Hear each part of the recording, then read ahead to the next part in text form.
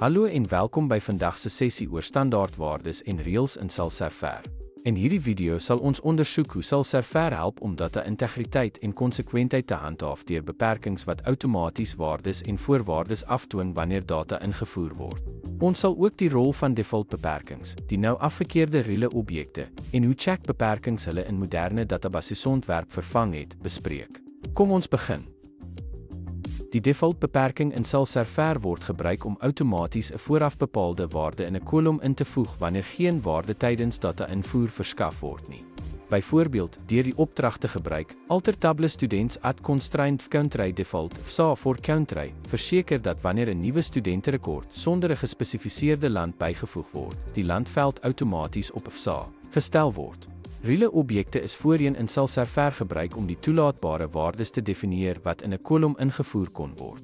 Reële objekte is egter nou afgekeer en is vervang deur check-beperkings, wat 'n soortgelyke, maar meer buigsame doel dien. Byvoorbeeld, die volgende check-beperking dwing geldige puntenskrywings af. Alter table students at constraint grade check, grade in A, B, C. Hierdie check-beperking verseker dat slegs geldige punte in die database ingevoer word. Die gebruik van default en check-beperkings bied verskeie belangrike voordele. Hulle handhaaf die konsekwentheid en akkuraatheid van data deur outomaties reëls toe te pas om geldige inskrywings te verseker. Hulle verminder ook handmatige data-invoerfoute, aangesien vooraf bepaalde waardes en voorwaardes baie van die validering outomaties hanteer. Laastens verbeter hierdie beperkings doeltreffendheid deur standaardwaardes te outomatiseer en valideringsreëls af te dwing sonder dat addisionele handmatige kontroles vereis word. Default en check-beperkings speel 'n belangrike rol om te verseker dat data akkuraat, konsekwent en volledig bly. Hulle vul outomaties ontbrekende waardes in en valideer inskrywings.